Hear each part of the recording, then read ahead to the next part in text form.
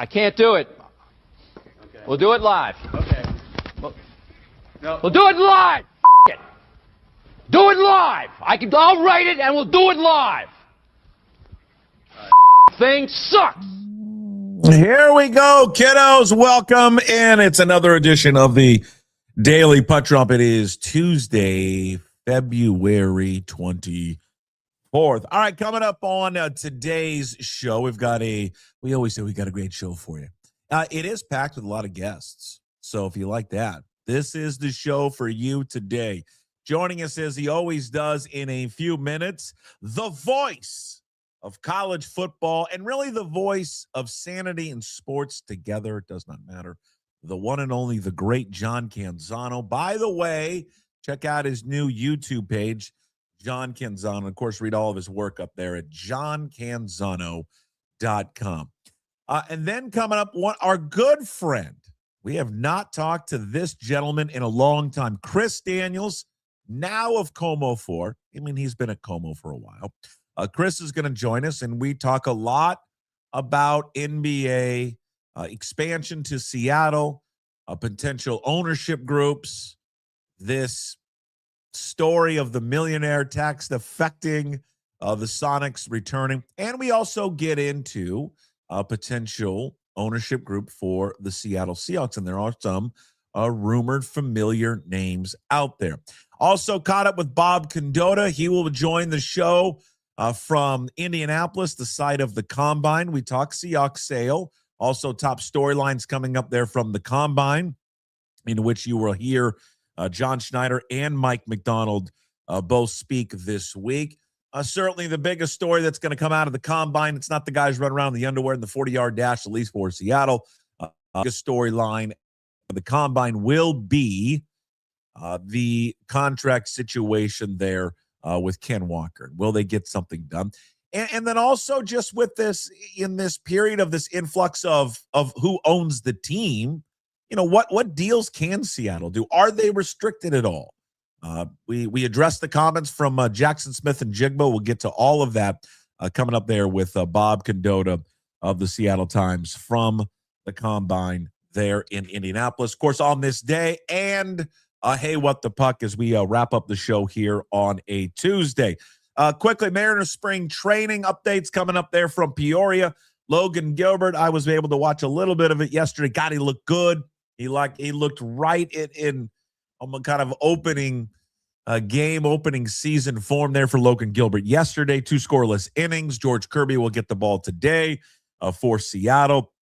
The storylines coming out of camp, I don't know. It just been the crowds have been great. The young pitchers have looked good. I thoroughly enjoyed, if you haven't read it today, the Adam Jude story on Cole Young. It's a real good read. Good job there by Adam Jude of covering the team down there and that story there on Cole Young. Because for Cole Young, you kind of forget what he was last year, right? There's been so much attention on Emerson this year and what potentially his impact with the team could be. Cole Young, though, was maybe not as hyped as Emerson, but there was a lot of fanfare of Cole Young a year ago. And there was a period of time with Young. I look back from June 7th to July 31st where he was very productive. He was hitting 276. He had an OPS of 742, but then it just really dropped off there for Young and was essentially replaced in the lineup and never really saw the field again. From August 1st on to the end of the year, hit 143. His OPS was at 495 and just was replaced. Big year for Cole Young. And it's a cool story. Don't spoil it. Go read it. SeattleTimes.com. Adam Jude. The real tough conversation that Cole Young had with Julio Rodriguez there at the end of the season. The Kraken, they will return to action just like everybody else tomorrow. It will be the Wednesday slate of NHL games. They're taking on the Dallas Stars. Will the Seattle Kraken as they continue that second half push there to the playoffs. In case you missed it yesterday, we caught up with the voice of the Kraken, Everett Fitzhugh. Good chat there with Everett Fitzhugh there talking about the gold medal game and U.S. Olympics, but also the second half of the Kraken. So go watch that. It's up on YouTube. Also part of the Daily Puck Drop on all podcast platforms, Apple and Spotify. Last but not least, and we're going to get to more of this story in Hey, What the Puck. But Tarik Skubal announced yesterday he's only going to make one start in the WBC. And it will just be in pool play. They begin pool play, by the way, March 6th in Houston. And their first opponent are the vaunted Brazil baseball team. How good, really, do you think Brazil's going to be at baseball? Yeah. It'll be very interesting. All right, let's get to it. Lots to cover with our regular Tuesday guest, John Canzano. Obviously, college football. There's some ownership questions of potentially who was interested in the Blazers. Would that person have an interest in the Sonics? Potentially, maybe the Seahawks. He's got some news and notes for Washington State fans on who the potential future of the athletic director could be. It is our Tuesday visits with John Canzano from johncanzano.com. Weekly visit, always brought to you by the one and only folks there at Flat Stick Pub. If it's fun you desire, it's fun you're going to get at Flat Stick Pub. It doesn't matter what the occasion is, whether it's date night, guys night, ladies night, or large group event, Flat Stick Pub's got you covered. They have 6 great locations across the Pacific Northwest, from Pioneer Square to Kirkland, South Lake Union, Spokane, Bellingham, and Redmond. All locations offer the best pub experience in Washington. 2 rules at Flat Stick Pub: drink local and have fun. Pretty simple. So if you like to have fun, love local beer, and great tasting food, make Flat Stick Pub your next spot. Visit them at flatstickpub.com. You know, John Canzano, what I always think is that voiceover guy, really good. I mean, I wonder why that guy doesn't get more jobs throughout the country. I think I like the idea of there being only 2 rules at Flat Stick Pub. Like, too many rules in general when you go out into the world. There are too many rules. I want a lawless country. I just want to be able to do what you want. Let's not go that far, but too many rules. Keep it simple, people. Is there a rule, sports, non-sports, that you'd like removed? Oh man, that's just I don't like the idea that airlines can overbook flights. You know what I mean? Like this is a non-sports rule, but the airlines are allowed to overbook the flight, and then what do? They do that thing where they go, "Hey, we'll offer a $400 credit if you will go 3 hours later," and then we are all kind of looking at each other like, how much is your time worth, Puck? At what level do you go, yeah, you know what? I'll give you 3 hours of my life. They shouldn't be allowed to overbook the plane. Let's start there. Have you ever done that? No. Have you ever taken them up on that offer? No, but I just think my number's too high. I saw recently Delta overbooked a flight between New York and the Caribbean. And they had 4 people they needed to get seats for. And the first person, they said, hey, we'll offer a $400 credit. Someone jumped at it right away. First person jumped. Then the next 2 people, they got all the way up to $1,100 before those people jumped at it. And there's 2 that are gone. The problem then is that there was only 1 seat. And if you're going from New York City to the Caribbean, you're probably not traveling alone. So you're really just asking someone to not make the family trip or join the family later. And then the problem was they didn't have a flight 3 hours later. It was the following day. So what number do you think convinced someone to say, go ahead, I'll join you later, a day later, to their family? I'm gonna go at 2,800. Higher. Got up to $7,000. Somebody finally went. You know what? Go. And then here's the other question I thought about, Puck. Well, if you and your wife are sitting there and it gets to $7,000, which of you is going ahead to the Caribbean to kind of get settled in with the kids? And who's staying back in New York City for a day? Obvious, dude. That's happening. I mean, Jesus, there's no way I'm allowed to go. I'm sitting back in that LaGuardia overnight. That's what I'm doing. Eating, box sandwiches. That's what's going to happen. There you go. I've never done that, nor have I ever done hey, we've got a full flight. We need people to check their bags. Yeah. I've never done that because I did this for a summer, checking working in the airline industry at the airport in baggage claim underneath the airport. I don't check anything ever, ever, ever because of what I witnessed. Really? What goes on below deck. I need more here. Talk to me. You don't, it's run by morons like me. That's all I got to say, that are more interested in playing spades all summer and smoking cigarettes. And you have no idea. You want to know why your luggage is getting lost? Because they come down and people they look at the tag and okay, whatever. And they just throw it. And it's the way they handle their bags down there. You wonder why things go missing and are broken because they just throw it all around. So I never check anything. Ever. I was on a plane one time, and you know that conveyor belt that you guys use to get the luggage up from the ground into the plane. Oh. The guy who was driving the machine that had the conveyor belt on it ran it into the side of the plane. Sure. And all of a sudden the plane just kind of went, like bounced like a 6 inches this way. We're like, what just happened? They had to deplane us, get everyone off the plane to check the dent, make sure it was not, plane crash. I was in a plane crash, basically. Yeah, you were. Yeah, essentially. You survived a plane crash. Not many people do. You are you're not only just a fantastic host, of a multimedia author, reporter, but you're a survivor. Yeah. Not many people. It was harrowing. It was harrowing, I imagine. Hey, I just saw this pop up last night. I flip on the old Twitter sphere and scroll, doom scrolling, and then I see this story that popped up. I knew this. I actually forgot that they weren't playing the Civil War next year. Yeah. And I remind, that's right, they aren't playing it next year. And now there comes out a story they're not playing it the following year. Yeah, that came as a surprise to both Oregon and to the football staff at Oregon State. Athletic director Scott Barnes at Oregon State is doing the scheduling, and he went public, and nobody else was really talking about it inside his own department. He went public with the news that, hey, they were unable to move a game in 28.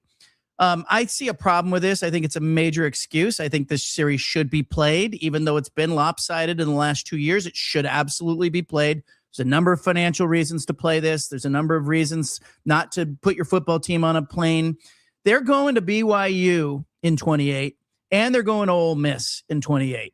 And that Ole Miss is a home and home, and the Bulldogs are supposed to come back to Corvallis in 2030. There's no way in hell that SEC team's coming back to Corvallis in 2030. No, so I get out of that game now. I play Oregon. The problem is Oregon State wants that to be a home game that year. They don't want to do the thing where they hey, we just played on the road. We could play on the road again. So I just think, I think if you're Oregon State, this is an excuse. You need to play this game. I know you're going to lose it probably, but people always say, well, it didn't get played in 1944. There was a war going on. There's no war going on right now. By the way, they played the game twice in 45. This is more like 1911 when it got canceled. 1911, it got canceled because in 1910, there was a riot after the game and both sides didn't want to play. And then what happened? A cigar shop owner in Albany, Oregon said, let's play a neutral site game in Albany. We'll build a stadium in Albany. That way there'll be no fight. And because it was good for the economy. It's good for the state. It's good for these teams not to get on a plane or a train to have to go play the game. This game should be played. The series should be played. I think it's a shame. So this is, as I understand it there, and you articulated it perfectly, this is an Oregon State problem that Oregon thought this was going to happen, but it's now Scott Barnes and Oregon State that screwed this up. Well, Oregon's got an opening in their schedule, and they were holding it for Oregon State. Wow. And so Oregon State was, trying to say, hey, we've got our non-conference schedule. We got Ole Miss and BYU locked up. They also play Portland State. But they're going on the road to Ole Miss. They're going on the road to BYU. Is there a big difference between going to play an SEC team on the road or driving to Autzen Stadium? You're probably losing both those games right now if you're Oregon State. But they should play this series. I worry that the longer this goes on, the more likely it becomes that they don't ever play again. Like, are they in a coma right now, or is this thing on life support? Decide for yourself. Well, because what happens, right? It becomes irrelevant if they don't play this year.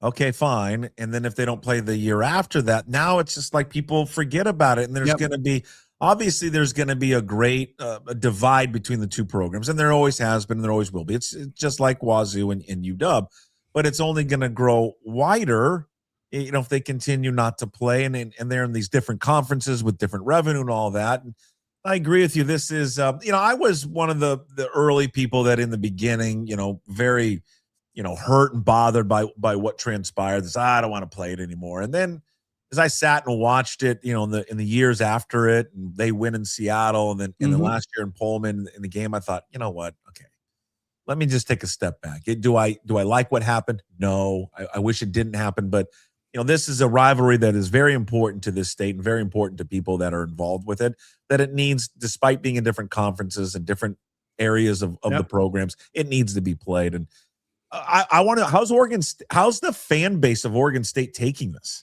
There's a stripe of fans like that have that sentiment that, hey, we weren't winning this game. It was not played on Thanksgiving weekend. But they're forgetting, there's not a line of Big Ten teams waiting to come to Racer Stadium. This is a guaranteed sellout, every other year at your stadium if you play the game. When you go on the road, you're getting on a bus to go play this game. This is great for your home TV contract. It's good for the state. It's good for recruiting. There's a lot of advantages to this game that have nothing to do with who wins the game. And so, there is a stripe of fans who say we shouldn't be played. There's some others who are going, oh, this isn't good. But you're right in that there becomes a slippery slope when you don't, it's like you don't go to the gym today, Puck. Is it that big a deal that you don't go tomorrow? Today. And then you don't go the next day? So all of a sudden you haven't gone in a week, and, pretty soon, what are you doing? Like you're eating Girl Scout cookies and sitting around on your sofa watching baseball spring training games. I'm telling. Well, do you have a camera in my house? I mean, honestly, are you spying on me? Are you eating Girl Scout cookies? Oh my God! Well, my niece just delivered this last week, and on Sunday. It's a problem. Well, it is a problem because I open up every box and I've got to sample every one of them. The tag-alongs are my favorite. Yeah. Oh. And then I go. See, I keep the OG Thin Mints for the end. I did not like the Samoas when I was a kid. Yeah, I love them now. Love them now. Yeah. Yeah. And then I go tag-along Samoas, Thin Mint, and then I do a reverse order. Then I go Thin Mint, tag-alongs, and then can you open a sleeve of Thin Mints and stop at 2? Yes, but I can't do it with tag-alongs. Yeah. They're all going down. And then I think many people do this. I put them in the freezer. Ooh. Yeah. I like that little crunch. And yeah. Actually, can you hold on? I'm going to go get some. You're hardcore, man. Oh man, you are hardcore. I love them. I love them. Everything about them.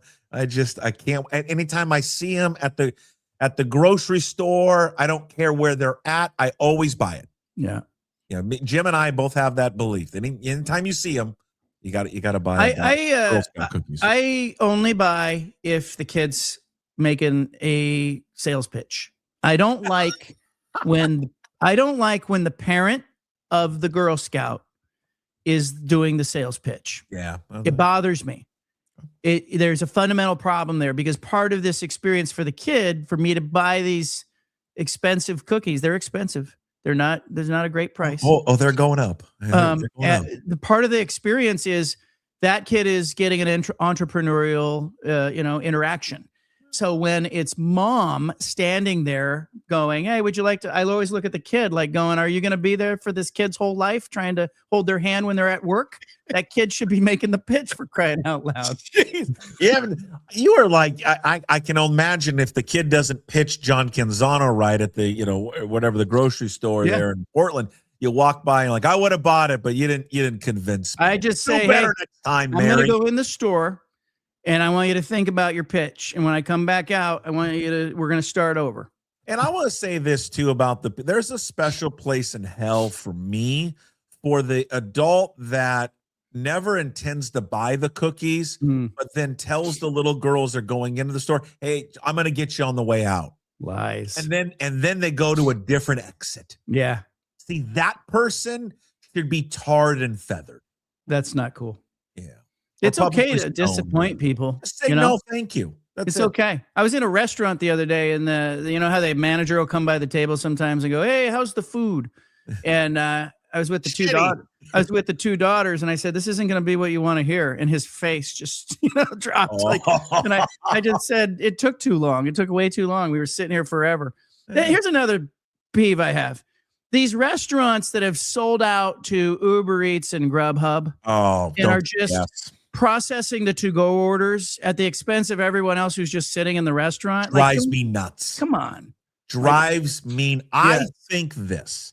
If you are going to a sit-down restaurant, and I guess everything is kind of sit down, but I think, you know what, like you're sitting down at a table where you have a staff person's coming over to you, wait on you, I just don't think there should be to-go orders, these Uber Eats, because you're right. You've got to wait longer now because Derek's fat ass has got to can't get off this. Yeah, it's always Derek. Can't get off his couch to actually go down to the restaurant because he's just, I'd want my wings delivered to my house. I'm willing to pay $15 order of wings. I'm willing to pay $55 for that. Yeah, I agree with you. It drives me crazy. There's an issue for us too, because one of the daughters has got a blood sugar issue. Okay. And so I'm always mindful of like, how long is the wait? You know, can we get And so they said, hey, it's like a 30-minute wait for a table. And then we ordered right away, and it was another 30 minutes as I watched the to-go orders kind of go away. And I was just like, we're getting in a little trouble here. Yeah. And I told the manager, I said, hey, listen, it's not going to be what you want to hear. It's not the server's fault. It's not a server problem. This is a management issue, right? I said I could have just got my car and ordered Uber Eats and sat outside. I know, exactly. And just eat in your car like normal Americans do, John. All right, you in your Monday mailbag, you had a great question that was posed to you by one of your readers. And if you're not a subscriber to John's website, go do so. It's the greatest website in the world, johncanzano.com. Asking about who the next athletic director, who's it going to be at Washington State. Right now, John Harlow's the interim AD. Now, by all accounts, John's done a great job. He's very visible. He's one of the most visible athletic directors I've ever seen. I know you've interviewed him. I've talked to him. He comes across as, well-spoken, likable, and excited about being, the AD at Washington State. In fact, he's in the student section the other day at a basketball game because he wanted to kind of feel in fact, you know who he was sitting next to, by the way? Who? Jim's kids, Mikey and Stevie Moore, who are just in his ear the whole game, pestering him about David Riley, about what he thinks of the program. And oh boy! And so I'm curious, what do you think the new president is going to do with that athletic director position? And I know he's a viable candidate for it and may eventually get the job. I guess my question is, if she thought that highly of him, wouldn't she have already hired him? Well, I think here's what I know. Normally with these hires, you'll see a search firm or you'll see some murmurs or whispers or there's a committee formed. There has been none of that with Elizabeth Cantwell in this athletic director position. She told me she thinks really highly of John Harlow. She slid him into that position because why? His background is on the numbers side of and the fundraising side of the operation. And that's what she needed. And that's what she valued. And she said to me, I value his skill set. I don't want to lose that. Right. So here, she made him the interim AD, but I am being told that what she ideally wants to do is split this into two roles. And I think you're going to see a lot of this as these old world athletic directors cycle out of college athletics. You're going to see this job split into two pieces. It's going to be more of a fundraising person who handles the business side, may have a background as a CEO in a company or a CFO somewhere. And then you're going to see maybe the athletic department side who really just handles the athletes and the coaches and support staff. And so there's two elements to this job. And so I think she has Harlow in mind for one of those two. I don't know if she can technically split the AD position or does she just have him hire a deputy. I think he sticks around. If I had to bet it, I bet that he gets the AD job. Okay. I know he wants it. She told me, I said, will you interview him? And she's like, that's a no-brainer. This is somebody whose skill set I really value. So I think Harlow's going to stick around. And I don't see her hiring a search firm. So it tells me she's not going out to look for somebody else at some other institution that she's going to bring in and take this job. So I think it's more of a matter of, does she have comfort with him as a fundraiser? If so, I think it's his job. And I think he ends up hiring somebody as a deputy to kind of help him manage the day-to-day operations of the coaches and the teams and the sports. Time frame, you think? I think it's got to happen sooner than later. I mean, the longer that you drag on with this, I think the more it inhibits your ability to go raise funds and let Harlow go do what he's great at. He's not going to come out and say, hey, I need this vote of confidence, but I think she kind of needs to give it to him. Sure. And again, I'll go back to this. If she had hired a search firm, I think we'd have a time frame. We'd go, okay, it's going to be 2 months, 3 months, whatever. I think it's in the, before the beginning of summer. I think in the spring here, you've got to give him the keys and let him go. You recently just got back from Logan, Utah, exploring all the New World Pac-12 teams. And of course, you visited Utah State. It has got, I don't know what the football environment is like. I don't know if it matches what you see for basketball, but for basketball, this thing looks intense. What was your takeaway from visiting Utah State? First of all, it was a big snowstorm when I got there. And people who don't know the proximity from Salt Lake City to Logan, you're talking about a 90-minute drive with no traffic. They had closed what they call Sardine Canyon. That's the road that goes into Logan from Salt Lake City. I had to go around. It took me like 3 hours to get there. There were snow plows, and I got the full experience of like the campus classes were canceled that afternoon, 7 inches of snow in 7 hours. The power went out in downtown Logan. I got the experience, right? And I was like, oh, are they going to cancel the basketball game? And people looked at me like I was crazy. Like, no, I ain't canceling the basketball game. They got the officials from Salt Lake to Logan, no problem. 10,000 plus showed up. They had a sellout at the Spectrum. The student section there, there's some student sections you go in the student section, they're kind of assholes. Can I say that? Can I say that on the show? Of course. Say whatever you want. Like the student section they'll be snarky and inappropriate. And the charming thing about the Utah State fan base isn't just that they're rabid, isn't just that they're well organized. They have like a study guide they give to the students when they come in. Here's who we're playing. Here's the chants we want to do. Here's the best trolls that you can give. And all of it, though, is kind of classy. It's kind of highbrow trolling. It's smart stuff. And so I didn't hear an F-bomb in the arena. The student section, though, brought it in a way where like my expectations for it were real high. But I think you have to look at Duke. You have to look at Grand Canyon, who's got a sneaky good student section fan base. But this thing at Utah State is special. If you get a chance to go see it, I encourage you to see it. It reminded me of like a different time, like maybe in the 1960s, 1950s, how maybe fans would kind of heckle differently. It wasn't like anyone was getting in a fist fight, right? They would just heckle and everyone would kind of laugh. And it was that way. And to the point where like even the game officials during a timeout, they're heckling the officials and, the officials are laughing about it. It was just really smart. And they trolled Boise State that night because Boise State lost their season opener to Hawaii Pacific, a Division II school. And so they trolled them by singing Baby Shark during the timeouts and by wearing Hawaii Pacific t-shirts, had sharks on them. They had signs that said, had the score of that game, and just real well organized and a lot of fun. And of course, their basketball team's really good and tough to beat in that arena. But I think the new Pac-12, that's going to be a tough place to win for anybody. You wrote, coming out of that, you wrote a story probably unexpected to you because you didn't know anything about this person, about this man. But you wrote about the legendary basketball player that I'm sure our audience doesn't know, and Wayne Estes, who was a great basketball player there at Utah State, who tragically passed away at the age of 21. I bring it up because what you wrote at johncanzano.com, it just has so many different layers and tentacles to it.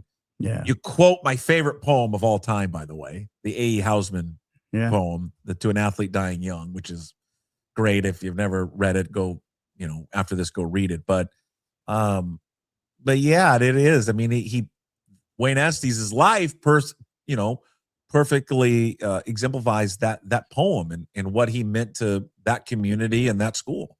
Yeah. I mean, I think the general premise of that poem is like, the athlete gets carried through the town square on the shoulders of fans.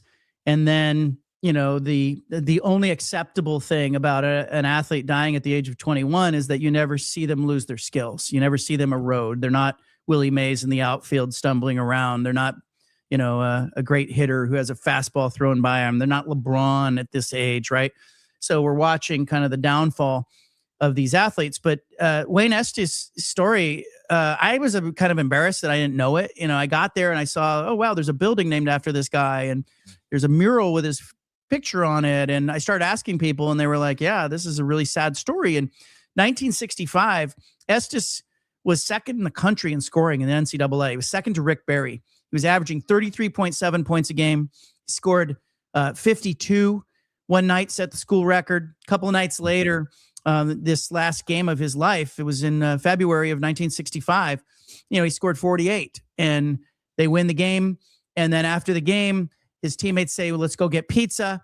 And they go to get pizza. And on their way back, they come upon this Ford Falcon that has been wrapped around a telephone pole. It's an accident scene. And they pull over to kind of investigate, like, is there someone in the car? Is somebody hurt here? And as they get out, that car hit a telephone pole. There's the telephone wire. The electric wire is dangling over the street, and it's about 6 feet tall. And his teammates would later say that they all ducked under it. And Wayne was 6'6", great soft shot from the southwest corner of Montana. His dad was in the mining industry. People, the Lakers were scouting him. They were going to make him a first-round pick. He was an All-American. And he's just, people said, Bob Cousy later said that Wayne Estes had the softest shot, best shot he ever saw. This guy was 6'6", 260 and could shoot it. And he went to duck under the wire and it touched the top of his forehead. And so his teammates said that, he reached up instinctively and grabbed the wire because he was being electrocuted by it. And when he grabbed the wire, that was it. And he died. He was 21. Of course, the local newspaper reporters who went to the scene, I went into the archives and looked all this up, but the reporters went to the scene, said that, the police reported there was an accident. One person was dead. And they thought, oh gosh, car accident. And they show up and they find out the guy who just scored 48 points in the game that night is the one fatality. And, it's just one of the most tragic things ever. And it just breaks your heart. But I was embarrassed. I didn't know the story. And so I wanted to write it. I wrote about it. And certainly there's a element of mortality and sports greatness in his story. Yeah. Go read it. JohnCanzano.com. You'll see pictures of Wayne Estes, and he just looked like when I envision that those ball players from back in that day, that's what it looks like to me. Yeah. He just looks like that old school basketball player. Speaking of basketball, you and this, I don't know how many months ago this was, but I remember you bringing this up. At one point, when the Blazers were in talks of their sale, now they've agreed to sell it to someone different. Mackenzie Scott, this is Jeff Bezos's ex-wife, was at least thought or rumored to be interested in buying the Blazers. Mm-hmm. By the same time as like Phil Knight was interested as well. Whatever happened to her interest? How far did it ever go down the road of her purchasing the team? I don't think she ever got very far down the road, but there was a couple of elements here. I think it was being driven by the league office. I think Adam Silver would love to have a female ownership group or a high prominent, owner, woman owner who could be part of an ownership group. And I think for that reason, we've seen both Melinda Gates and Mackenzie, come up in this conversation. And I do think there's a chance she could end up, as part of this Sonics group. Because I think if Adam Silver wants this, if the league feels like, hey, it'd be great for the league to have a high profile female owner who's got this philanthropic sort of reputation involved with the team, it would be a departure from the normal billionaires and the guys club that are these ownership groups. And so for that reason, I think, if I'm a Sonics fan or I'm a Seattle fan, they're going to get this team. It's going to happen. But I would kind of keep an eye on who's going to be in this ownership group. And is it possible that one group gets an angle over another by including, a Mackenzie or Melinda element to it? It would be interesting because of who runs the Kraken now. Samantha Holloway, who is the daughter of David Bonderman, who had passed away. she's always talked about she will eventually be the lead person. It's always been portrayed that way, that she would be the lead person for the return of the Sonics on the NBA effort. And if she then were to partner up with someone like Mackenzie Scott, and then also maybe Melinda Gates, now you're talking, again, that looks favorably to the league, what you just outlined. I wonder then as to the NFL, because she's also been talked, her name has been brought up also with the Seahawks. And there's been nothing to support that or to back it up that she has any interest in the Seahawks, other than just there's very few people that have this amount of money that are around here. Okay. Yeah. This type of money. She's one of them. She gives her money away. And her husband or ex-husband has been someone who has flirted with the NFL twice. And for some people feel that has been kind of shunned by the NFL a little bit. I don't know if that's exactly true or not. But again, was rumored with the Broncos, was rumored with the Commanders. Would this be one? Hey, look at you. You know what? When you were doing whatever you're doing, now I own the Seattle Seahawks. So it'll be interesting to see how maybe the Seahawks and the Sonics kind of compete for the attention of all these women. And these leagues care deeply who's part of the group. That it's no secret that, we're seeing Saudi money that is kind of being disguised in some of these deals that goes through private equity firms that then buy a stake in the team. Also, in the Blazers sale, there was an unsavory character who had been convicted of a white collar crime that wanted to be part of the Blazers ownership group. And ultimately that didn't happen.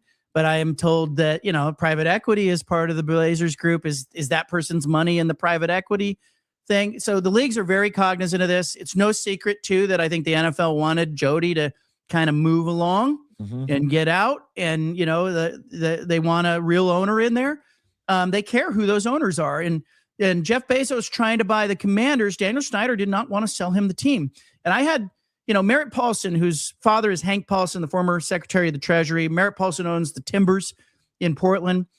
He wanted the Blazers once upon a time. And he told me one time, Paulson went up to visit with Paul Allen and said, he's got to want to sell me the team. So there's a whole element here where you have to kind of and win over the current owner. And so I do think it goes a long way with Jody that, that she was celebrated. There was a girl power element to Jody Allen being on the stage and accepting the trophy. And I think she liked that. I will not be surprised if Queen Bee wants to be part of the ownership group. Right. She'll probably want to stay in there. But is there a place for Mackenzie Scott with the Sonics or the Seahawks? I absolutely think there could be, because I think the league would love that. The last thing for Seattle Times has done a story, and it came out yesterday or the day before, 6-month investigation. They're trying to determine with public records to determine how much money is being paid to athletes. Now, the school, like and UW's not alone here, every school doesn't want to reveal how much they're paying. Why not? This is what I don't understand about this. And everyone that advocates for this, you want them to be treated like professionals, but then when it comes to it, revealing how much they make, now we don't want to reveal it. We know what the coaches make, we know what the athletic directors make, but we can't figure out what the players make. Why is there such a holdup with this? Well, they don't want anybody to know what they're spending, and part of it is because the revenue share that they're spending is one thing. But the NIL deals, they're fiercely trying to protect that. And there's a lot of funny business going on still with the NIL deals. I talked to somebody yesterday. I was asked about international players. Why are there so many international players in Division I basketball right now? It's because the schools have found an angle. And it used to be that international players on student visas couldn't make income. Well, they have circumvented that, Puck, by saying, hey, when you return home, and you're home for 2 weeks, we're going to pay you during that time. And they grossly overpay them while they're back home. They've also found third-party entities in their native countries who are willing to process those payments. They're payment processing firms. They've also, by the way, some of the athletes that you're watching play, international basketball players, about 20% of the rosters in Division I basketball are now international players. And they're getting them cheaper, too. And that's another reason why they like the international players. Market value, and they're getting guys who have played against pros. They're older, they're cheaper. They're saying we're getting a better player and we're spending less money.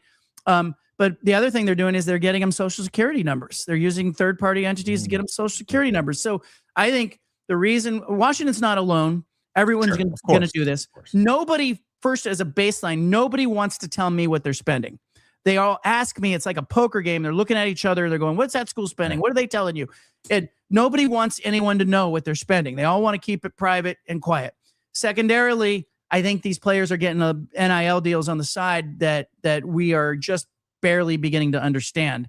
And some of this, I had somebody reach out to me after I wrote this piece yesterday about the international players. And they said, can you tell me how they're doing it? And I reached out to one school and I said, how are you doing this? And the guy in charge said, I don't want to give away my secrets. We have found some tricks. And I discovered later that Stanford was one of the schools that was trying to ask other schools, how are you doing this? How are you making these payments? Because they're all trying to learn from each other. So nobody wants to give away their secrets right now because there's an angle here. There's an advantage to some of these schools. Go read all of it. Check it out, johncanzano.com. John joins us every week. It was a lengthy one. Sorry, we went off on a couple of tangents. All good. We're good, man. Everything, and that usually happens. Appreciate it. Go, again, YouTube page, John Canzano, and, of course, johncanzano.com. All brought to you by Flat Stick Pub. Thank you, John. Appreciate it as always. Take care, man. There he is. Again, John Canzano with us every single Tuesday.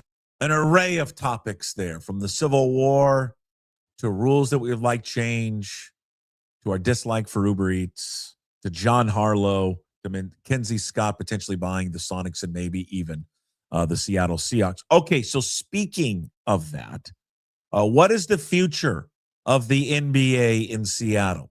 Who could be part of the ownership group? This millionaire tax that's getting a lot of buzz here recently, would that be a hindrance at all to the return of the NBA? Chris Daniels has always been all over it.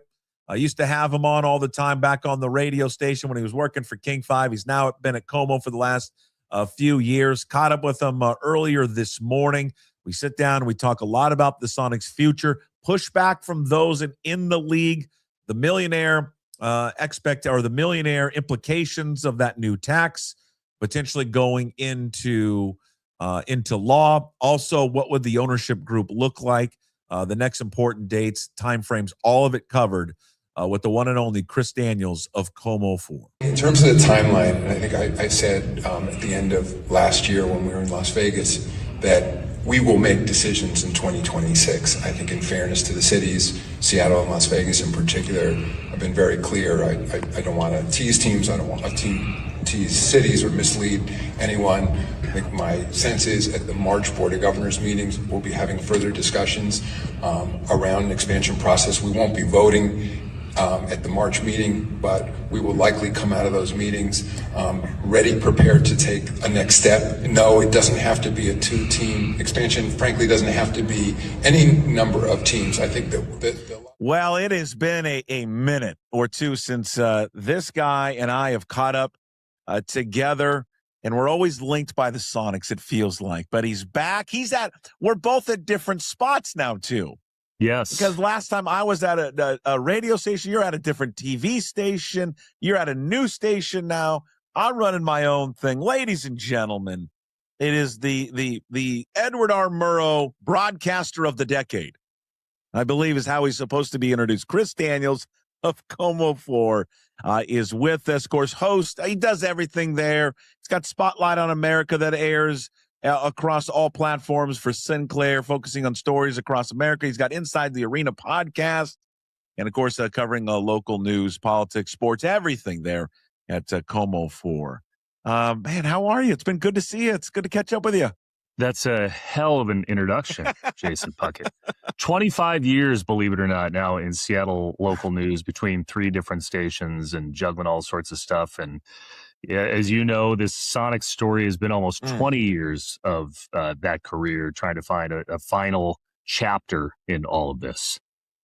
And that's why I wanted to catch up with you, because it's been in the news here more than it probably ever has, it feels like, here in the last few months. You've heard, different things here by Silver and lobbing out dates, and we're excited about expansion, or now we're going to temper it a little bit. But it just seems like Chris here in the last month or so that it's even kind of ramped up a little bit more, where more people are talking about it, and it would be a hell of a 2026, right? We've got how this whole past calendar of sports has worked out with the Mariners, what they did, obviously what the Seahawks did, and now if there would be some type of announcement here with expansion. Let's just start there. Where do we sit right now when we talk about expansion and the future of the NBA in Seattle?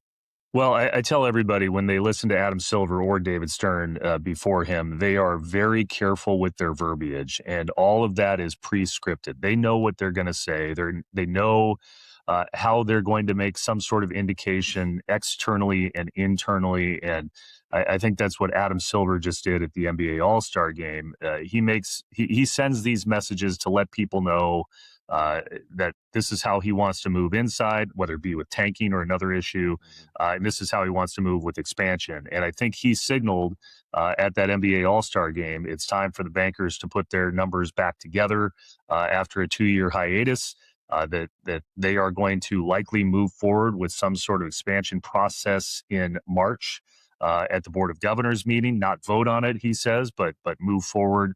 I always go back to the words that Gary Bettman used before he did this: expressions of interest that the NBA will want to hear from Seattle and Vegas and see what their plans are. And I think that's when it will become very real for people. I think there's some fatigue too that this is now for Adam Silver. About a 6-year process. He first brought it up in December of 2020, if you remember. There was a lot of momentum for this to really begin in the fall of 24 around the NBA exhibition game that was at Climate Pledge Arena. A lot of plans there to kick off a formal announcement of an NBA Seattle group. Didn't happen. The NBA dialed it back for whatever reason, focused on the European leagues. And now here we are, it appears, in the spring, with the commissioner saying he wants to move forward on this with a process that will ultimately involve Seattle and Las Vegas. Well, Chris, what would be your best guess when they get together in the spring at the Board of Governors meeting? Your best guess of what comes out of that? I think he is going to say, based on that verbiage that he was so carefully scripted, that they are going to move forward with a process to see what kind of. I could even read the words to you, Jason. I mean, because sure. that's where he gets so careful in the details when he talks about this. My sense is that the March Board of Governors meetings will be having further discussions around an expansion process. We won't be voting, but we will likely come out of those meetings ready, prepared to take a next step in terms of potentially talking to interested parties. No, it doesn't have to be a 2-team expansion. Okay. So he is saying the logical move will be to say, all right, we've had those discussions internally. We've made decisions about cities to focus on and what the opportunity is. And now we're going to go out into the marketplace. I think that's probably the most important step, to find out who is potentially interested in owning a franchise in particular cities. So I kind of think that's important. The part about it doesn't have to be multiple expansion cities, because I think there's always been a thought that maybe Vegas is a little bit behind with what's going on. I'll be frank, I don't know what their current arena situation is there. I know that the Oakview Group was a part of an effort to get something done there. You probably know what the status of that is. Obviously, here in Seattle, they're ready to go. So I guess that would lead to and they did it in hockey, by the way. Yeah. You could expand by just one and then add the second team, Vegas or somebody else. I mean, I think we know it's going to be Vegas, and add them a year later. So at least he presented that and put that on the table as a possibility, it sounds like. WNBA has done expansion by one. We've seen that under the kind of basketball umbrella. Yes, Seattle is ahead. Vegas, with the Oakview Group, that arena project never really got off the ground. There's been talk now about renovations at T-Mobile Arena right off the Strip to accommodate an NBA team. But by all indications, Climate Pledge Arena is ready to go. Samantha Holloway, Todd Lewicki have repeatedly said they want to be a part of that and want to figure out a way to bring that tenant inside the arena. There's already a locker room that's ready to go that just needs to be built out, that they've saved for an NBA team. So yeah, there is a scenario potentially where the NBA could say in the fall, we're going to go to Seattle in 2 years and go to Vegas in 3 years. Mm-hmm. And do we think once they get through this Board of Governors, the next date is sometime in June, correct? Would that be, or is it? The cadence is often end of the regular season. I think that they're perhaps moving that up a bit this year, and then you're talking about the summer league, and then you're talking about the meeting before the season starts. But we have seen in the past, all you have to do is look back to what happened in 2013. There were special Board of Governors meetings that were held to deal with expansion. The groups had to come in and make their pitch. If you remember all this back in New York, that was in May. Then they had to go down to Dallas in May. Right. So they could call special meetings. They could call an expansion committee to meet on this particular issue. Where I think that's where Clay Bennett could get back involved in this story as part of a expansion committee, because I think from everything I've heard, he wants that expansion money down in Oklahoma City. Of course, probably needs it. Yeah. Is there we've heard from James Dolan, right? Or we've heard that he is one of maybe several owners that there's a pushback. So is it a foregone conclusion they would expand? I mean, how much, I guess, is there a pushback with Dolan and others about expanding the league? Yeah, I think there is. That's been the issue for Adam Silver. Is he like David Stern, when making a big decision, he wants as close to a unanimous decision as possible. And Dolan has been against this from the start.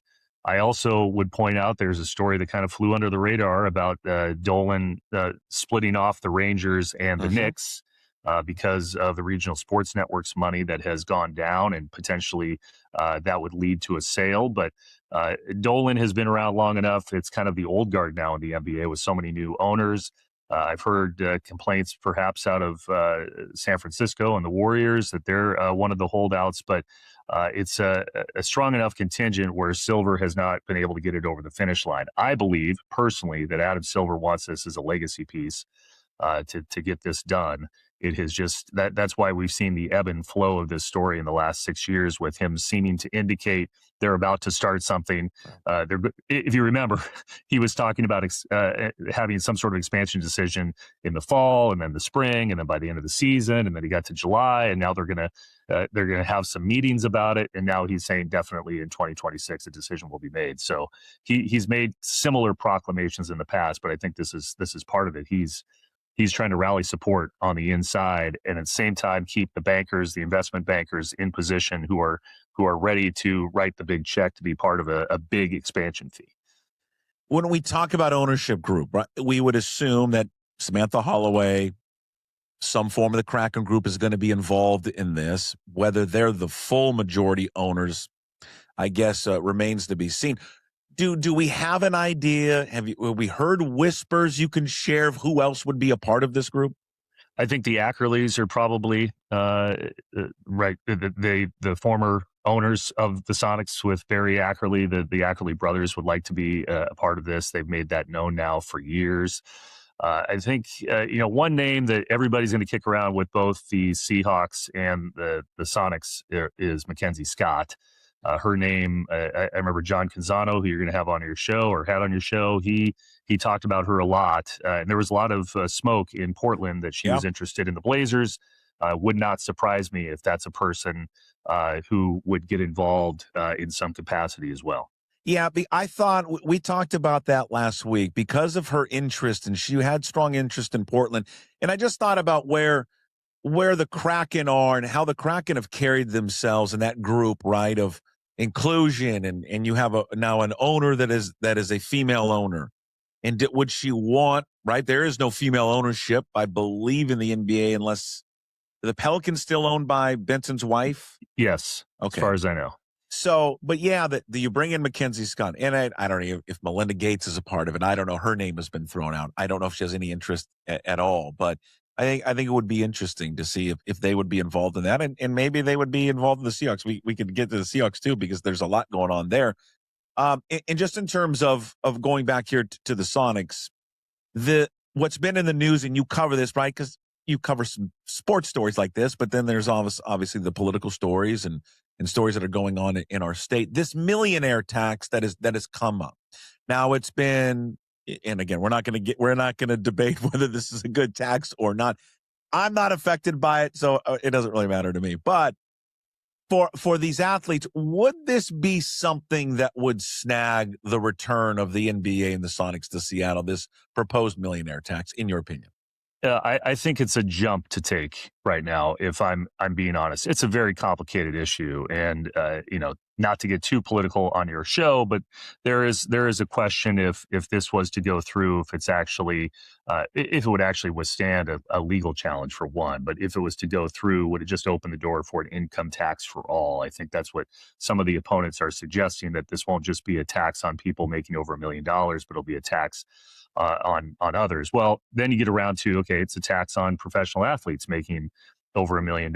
And I think there's been some jumping to conclusions that would prevent a Sonics franchise or cause the Seahawks to move in a sale.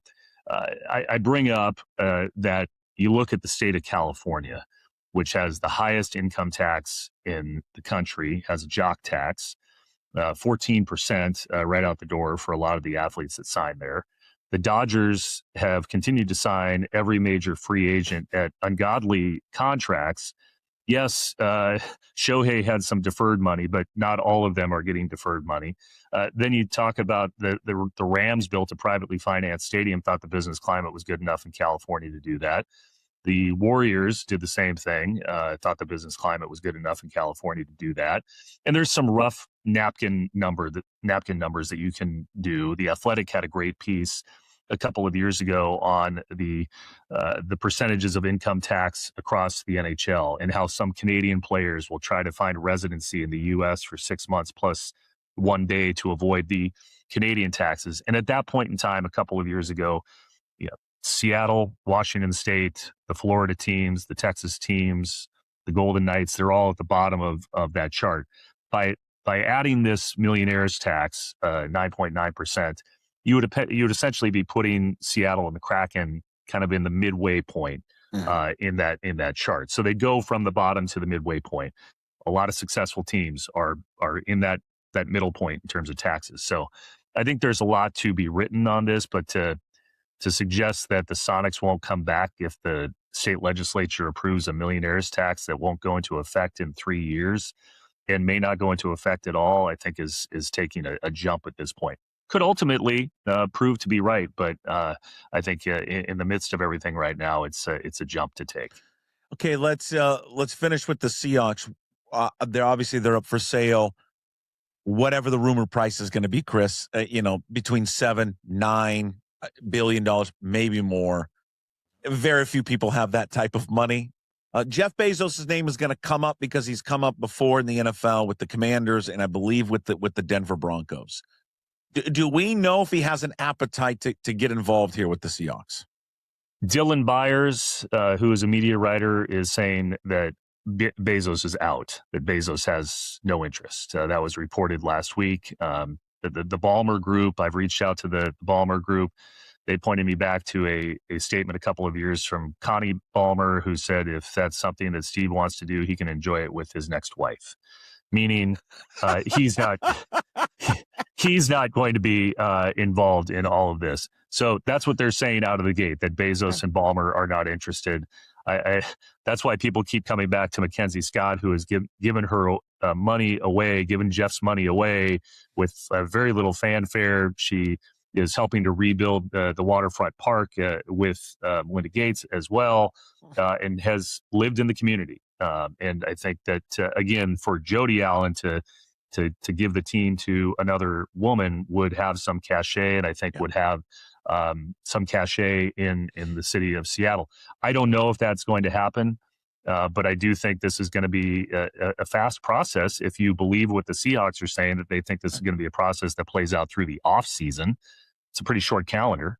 Yeah. And then the biggest question I think on everybody's minds is going to be that lease is up in 5 years. And it's hard to believe it's up in 5 years, but given what NFL teams are doing across the country with new stadiums, 8 teams right now are in some form of construction or zoning or approvals. We all heard about what the Bears just did. and they all want domes, or a lot of them want domes, whether it be Cleveland or DC or Nashville. And there's a lot of public money that's been given to that. What is a new owner going to want if they come in to Seattle with a lease that's up in 5 years? Are they going to ask for stadium improvements? Are we going to have another whole discussion about that? To me, that's the bigger question that's out there versus who's going to be the consortium to actually buy the franchise. Okay, last thing before you go, you just did a story on KOMO and KOMO 4 about this millionaire tax. So where can people find it if they haven't seen it yet? It's on KOMOnews.com. I talked with Travis Couture, who is the Republican budget head in the House, who obviously doesn't like the budget as crafted. But we talked a lot about sports and the Sonics and the Seahawks, and he immediately brought up Kachuk moving from Calgary to Florida because of the tax issue. So he was talking sports and how it relates to this millionaire's tax, and I think it's interesting perspective when we start talking about this going forward. Sure. Go find it, KOMO, for KOMOnews.com. Chris Daniels with us. You can follow, of course, him on social media at Chris Daniels _TV. Of course, also Inside the Arena podcast, where you can find it where you find all of your podcasts. Chris, let's do this again. It was great to catch up with you. Thank you. It's good to see you. Congratulations on everything. Big thanks to, again, Chris Daniels for joining us earlier today to give the latest there on where we stand with the NBA and the Sonics.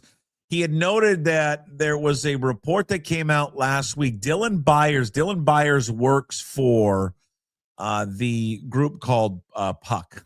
Really, they stole my show. He's a correspondent at Puck. It is an outlet that covers sports, entertainment, the business side, digital world, finance, everything. And Dylan Byers had written or tweeted out last week that with the Seahawks now up for sale, he had put out on Twitter, "I am reliably told that Jeff Bezos, who had been interested in acquiring the Commanders, is not pursuing the Seahawks." So again, that is according to Dylan Byers. You can follow Dylan, by the way, if you're interested in this. I'm sure he'll be one of many that'll be on top of this story, at Dylan Byers there on Twitter. So we'll see. Maybe Bezos is, in fact, not a candidate to purchase the team. He had shown interest before, but maybe not this time. All right, so speaking of that, we go from Chris Daniels over to Bob Condotta. Bob Condotta is in Indianapolis at the Combine, gearing up for all the activities this week. And again, a lot of the focus is on the workouts and the testing and all that, but really this week, a lot of stuff happens in the NFL. Trades, signings, contracts, all of it. So there's a good chance that something big's going to happen this week regarding the Seahawks, and potentially something with Ken Walker, Kobe Bryant. Obviously, Walker is going to be the number one storyline. We covered it all early this morning with Bob Condotta, who, of course, joins us regularly. The Last Word with Bob Condotta, weekly appearance, always brought to you there by Georgetown Brewery. But we get the very latest on what we should expect the Seahawks doing this week in Indianapolis at the Combine with Bob Condotta. Drink Georgetown Tavern Beer, your new locally brewed domestic-style lager. 4.2% alcohol. Cheap, good, local. Well, he couldn't get rid of us, ladies and gentlemen. It's Bob Condotta, the Last Word. With Bob is back after a couple of week hiatus here. Of course, Bob covered the Seahawks for the Seattle Times. And there is no off season for you, Bob Condotta. It's a long season. You get the Super Bowl. You get, a week off. And now you find yourself in Indianapolis there at the Combine. And as you know, right, the history shows us, right, Bob, in the last few years, this is where a lot of deals get done at the Combine. It's not just about, hey, watching guys run around in underwear. This is where kind of the wheeling and dealing, trades, contract extensions. So this could be a very big week in the NFL, and especially a very big week for the Seahawks. For sure. That's really the far more important thing. I think people, because that's what you see on TV is the 40-yard dashes and stuff like that, but that's really not the most important stuff that happens here at all. I just got back from, so it's Tuesday. This is the first day that a lot of the GMs and coaches are talking. I was just listening to the Raiders GM, who basically said, they got to was flat out, they got a decision here to make on Geno Smith. And so, you might see headlines about that coming soon. And, he also said they're going to keep Max Crosby. And so there's a lot of things like that happen here because the coaches and GMs meet with the agents and begin to plot that. So for sure, I mean, it was here last year that I think both the Geno Smith and DK Metcalf thing started to kind of really percolate. They met with their agents down here, got a sense of where those guys' heads were, and got a sense as well of what might be happening with Sam Darnold and the Vikings, and were able to kind of start putting that all together. And it was about 2 weeks after the combine that all those things began to happen. So for sure, John Schneider saw him briefly last night, so he is here safely. I know coming from the East, a lot of people haven't made it here, but coming from the West was no issue. But so I know that Schneider and all his people are here. They're going to meet with agents for Ken Walker and all their other free agents and start to really get a sense of where those things are headed.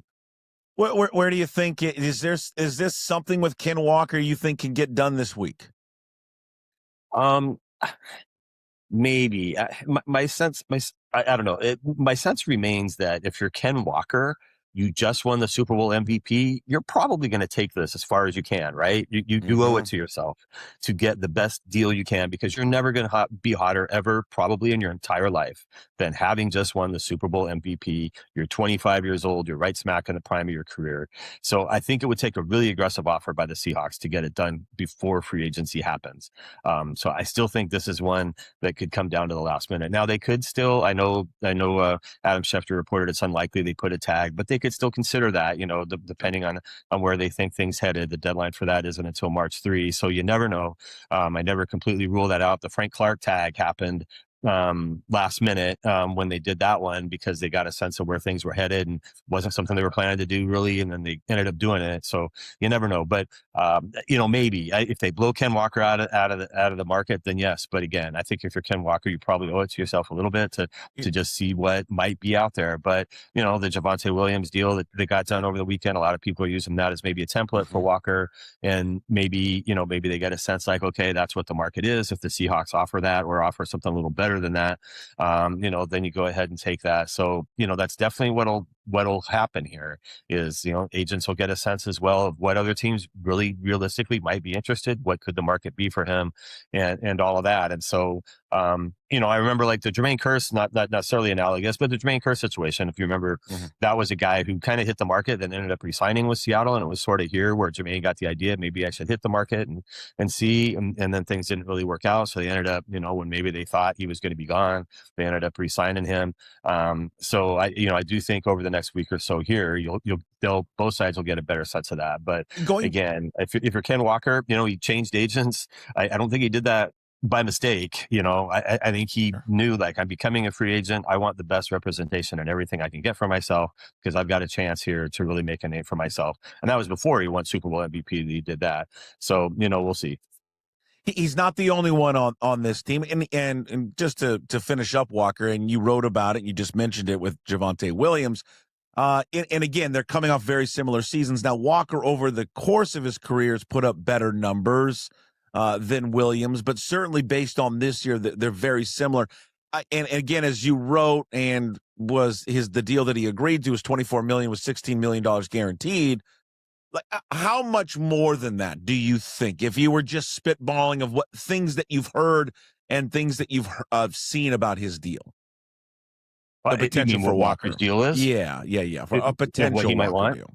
I mean, I think he would want more than that. I think that's what he would sell is I was a Super Bowl MVP, right? I mean, maybe our regular season statistics were similar, but I showed you what I can do in the absolute biggest games that you're going to play. And it's not just that, obviously. I mean, 3 touchdowns against the 49ers, and he was good throughout the whole postseason. So again, if you're him, I think you shoot for the moon, because why not? And, I know people, loyalty, take a team-friendly deal, but, why do that if you're a guy who plays at a position where you can get, your careers can be very short, running backs historically, obviously that's one of the shorter career durations that typically guys have. So, you know, to me, the bigger thing would be the guarantee. And that's Right. generally what guys really want, is how much money am I for sure going to get out of this? And so 16 million, maybe that sets the floor of what Ken Walker would be asking for. And if you're the Seahawks, I would imagine you're going to have to come above that. What is the discussion? What is the talk about Jackson Smith and Jigba, and how much has this the ripple effect of what he said in Dallas last week? Listen, I think I deserve to be the highest paid wide receiver in the NFL. Yeah, well, I don't think that's a surprise to anybody. I mean, given the season that he had, I mean, I think they know that that's kind of going to be the market for him. That's not really an immediate priority, and I'm sure Josh Sarah will get questions about that here today when he talks later. But you know, typically, what they're most concerned about right this minute is the free agents that they have. Basically, you know, there's kind of 6 probably core, you know, really key free agents. They're going to have to sort those guys out first, then really get a sense of what they do with, you know, they can kind of push back a little bit, both JSN and don't forget Devin Witherspoon as well. I think that they're pretty similar situations. Both guys who are in the exact same times of their careers, coming off the seasons that each of them are. They're probably both going to want to be paid at the top of their positional rate scale, which in Witherspoon's case would be about $30 million for what the top cornerbacks have been making. He'll probably want a deal similar, if not better, than what Sauce Gardner got at least. But typically, you know, like we saw this with like when Russell Wilson and Bobby Wagner in 2015, they kind of got those done in the summer after they got done with everything else they had to do. So I don't know that those will be immediate priorities, but for sure that those are things that as they put the roster together now, they have to think about how much cap space or cash as well do we have to kind of save for later if we want to get these guys done this summer. Hey, Bob, maybe you're going to tell me, hey, it's business as usual. It does not affect anything. I'm just curious because I was thinking about this, you know, with the Seahawks going up for sale right now. When they're doing deals like this, I mean, obviously it's still the Allen family and the foundation that owns the team, but I don't, how much can they get in the weeds with contracts and money and all that with a pending sale? You mean how much could the Allen family not want to do? Well, I mean, I don't know. Like, if does the impending? Let me come up with a better way to ask the question. Yeah, listen, I'm an idiot.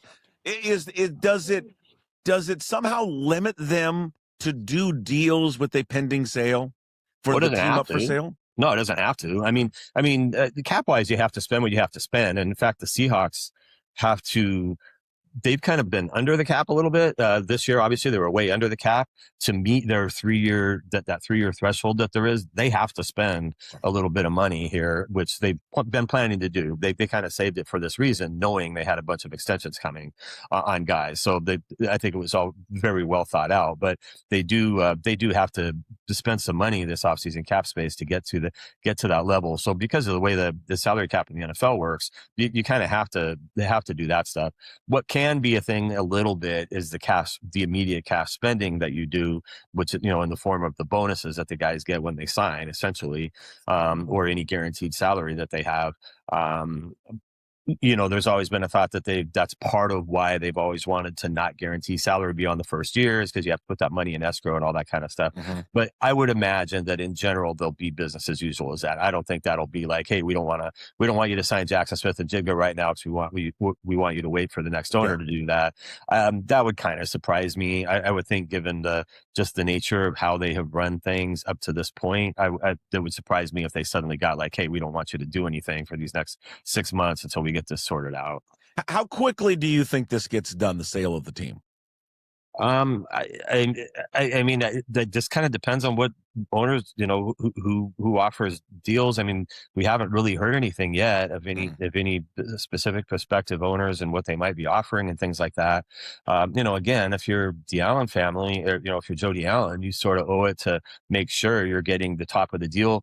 And it's not just her that's going to want that. I've seen some people say, oh, she should make sure she takes kind of a friendly deal that, you know, a friendly owner or whatever, even if it's less. The rest of the NFL is going to want her to get the best deal they can, because part of why the so-called pressure she was getting to sell the team is the other owners want another template of what the franchises are worth, because there hasn't been a franchise sold in a few years. Right now, the Seahawks are hot. They're coming off the Super Bowl. So if they get sold for $8.5 billion or whatever, maybe a little above what people think, the next team that comes up for sale is like, well, that's the floor. Right. So if suddenly the Jacksonville Jaguars want to go up for sale or whatever, they can say like, well, hey, this team just went for that. So you got to give us more than that.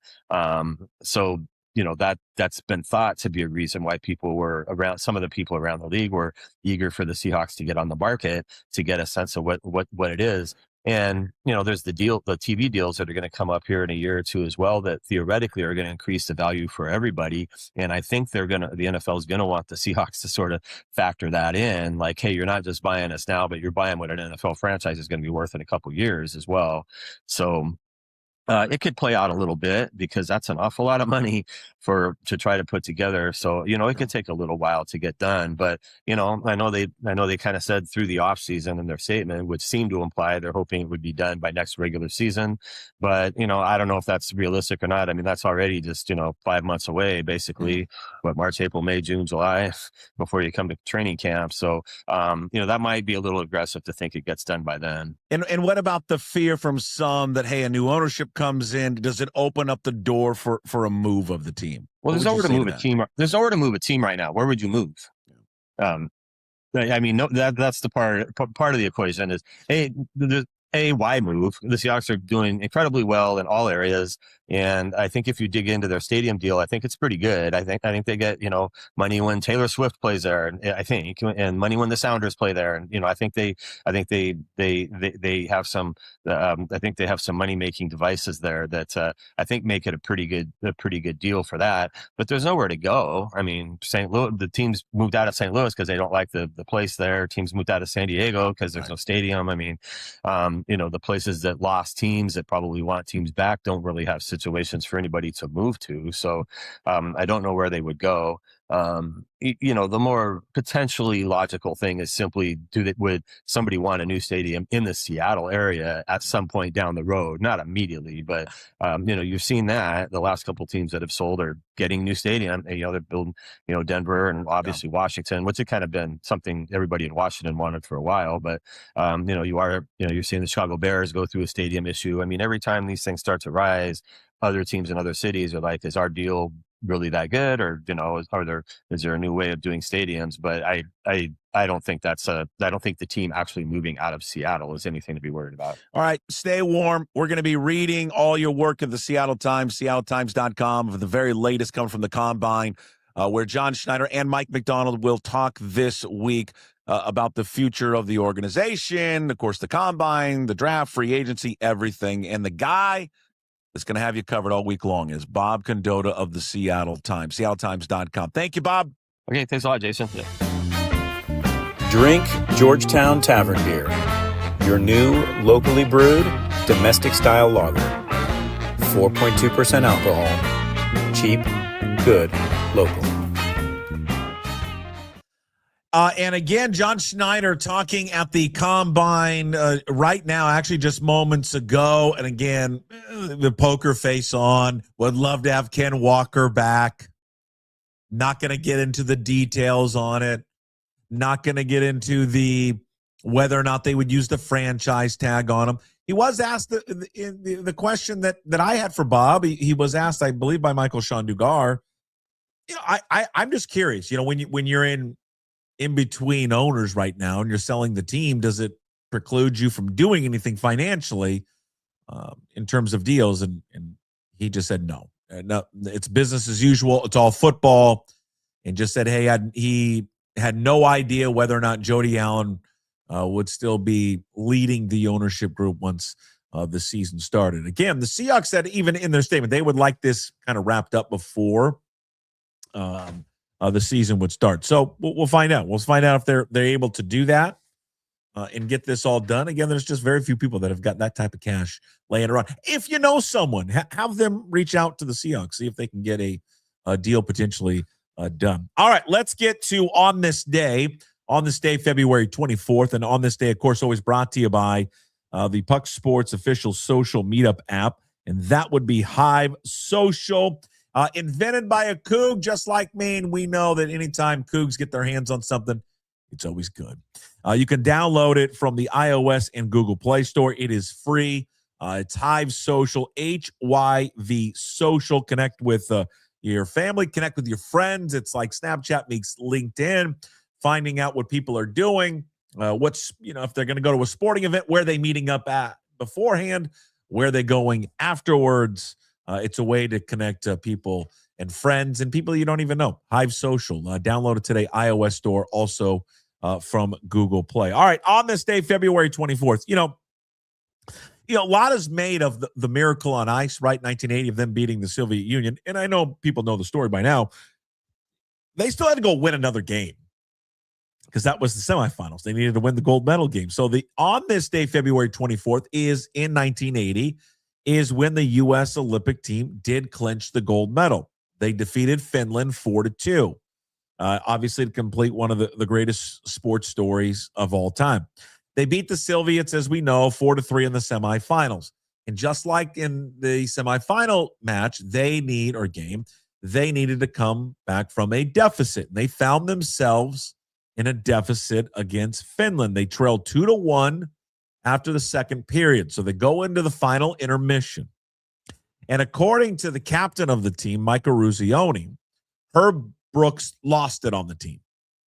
He came into the intermission and he said, and I quote, "If you lose this game, you'll take it to your fucking graves," end quote. And then as he was, this is like all he said. And then as he was walking out, and before he reached the door, he kind of peeked over his shoulder again and said one more time, "Your fucking graves."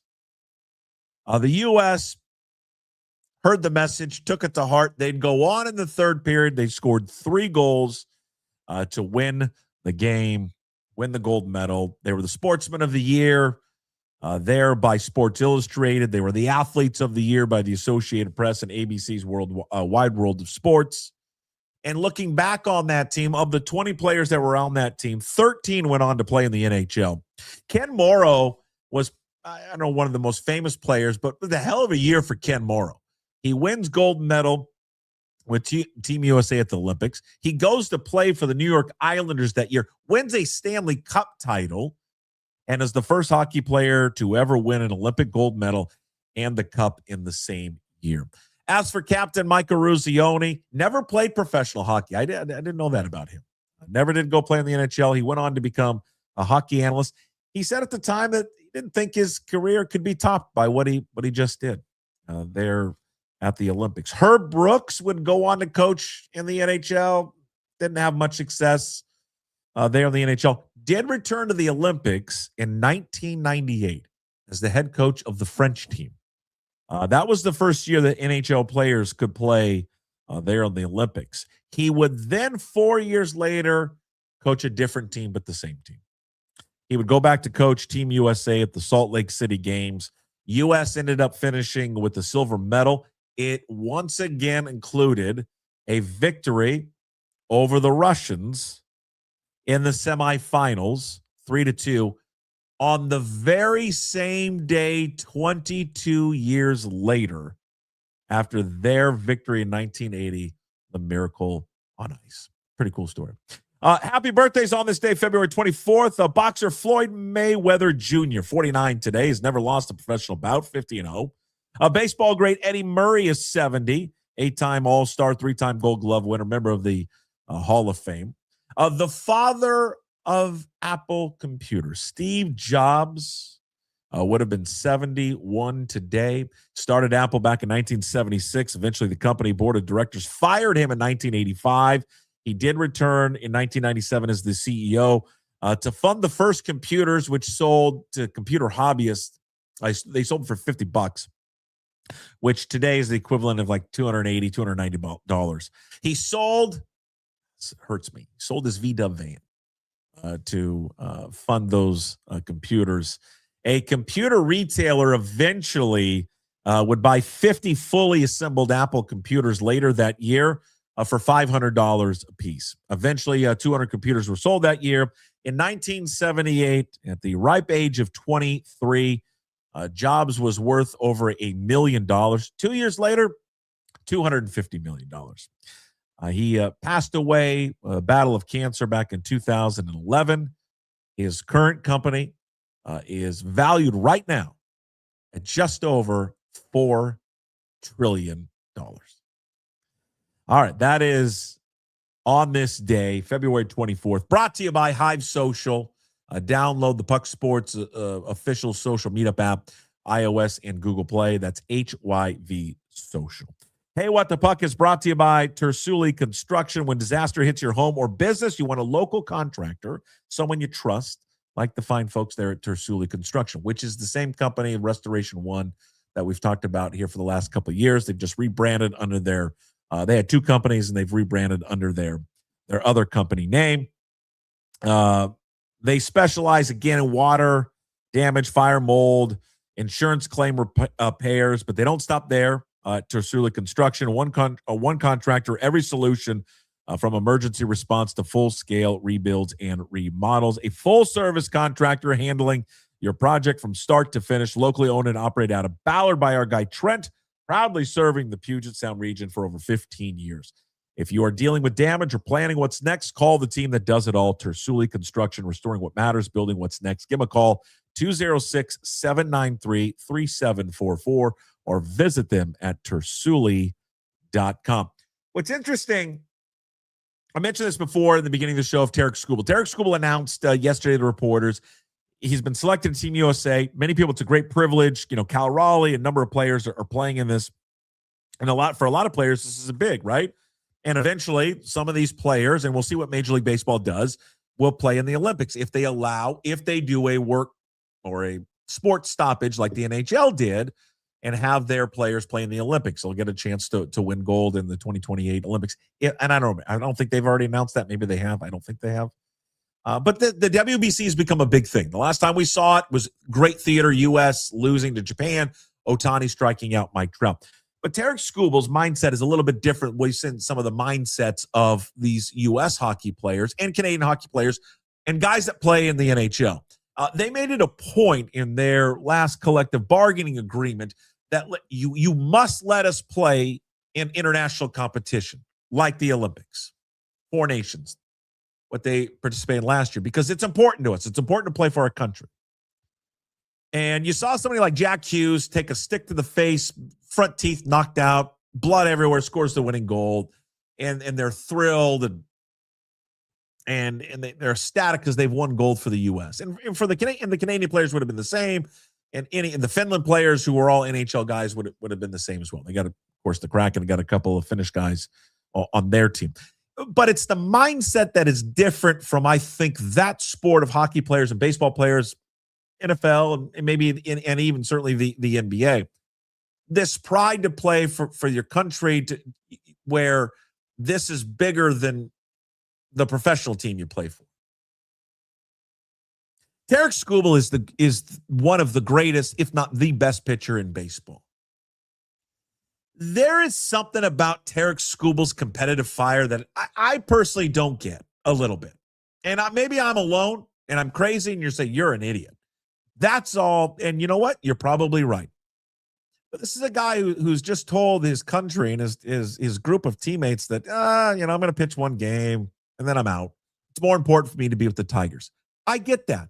It's more important for Cal Raleigh to be with the Mariners and Aaron Judge to be with the Yankees and Julio to be with the Mariners as well. We all get the bigger goal is the professional team. We understand that, but you put that aside for what's ahead of you. These hockey players get it, and I feel like Tarik Skubal does not understand it. I do kind of question him a little bit. This is a guy last year in the biggest game of his career. He's throwing lights out. Allows himself to get pulled from Game 5 of the divisional series. Allowed himself to be taken out by A.J. Hinch. I don't care what the plan was before the game. You're mowing the Mariners down. Your season's on the line. They can't hit you. And yet you're like, I'm good leaving. His last pitch was like 99 because he had reached this pitching threshold. Couldn't possibly pitch anymore. What happens? Well, you know the story. Tigers go on to lose. I don't know. They always say there's still something different about hockey players, and, I think they're right. That's a What the Puck, brought to you by Tersuli Construction. Reach out to them. Give them a call, 206-793-3744. Visit them at Tersuli Construction or tersuli.com. All right, big thanks, everybody, watching and listening today. Thank you to all the sponsors, Limbeck Lumber, Flat Stick Pub, Georgetown Brewery, Hive Social, Tersuli Construction. Find today's Daily Puck Drop up on YouTube. Please subscribe to the channel. Hit that like button. You may watch it, but you're not a subscriber. Also find the Daily Puck Drop on your favorite podcast platforms, Apple, Spotify, does not matter. And, of course, everything up at pucksports.com. There you can sign up to become a member of the Pucks Posse. It's just $5 a month. You support all the free content. In addition, we give you bonus shows like Sports Pit later today with Matt Stretch Johnson coming out. Our MLB Insider Show, Inside Pitch with Ryan Divish. And also the Groz with Gas, KJ Arts with Mitch Levy on Thursdays. And, of course, now we produce the Groz with Gas Take 5 podcast. New episodes available every Monday on YouTube and all podcast platforms. Go check it out. All right, we'll talk to you tomorrow, Wednesday edition of the show. Until then, as always, we promise to be better. No shoes, no ties. Would anybody like to smoke some pot? Yeah. I was born to lick your face. I was born to rub you, but you were born to rub me first. What do you need my address for? We'd like to send out a mailer. Mother of mercy, I don't speak Japanese!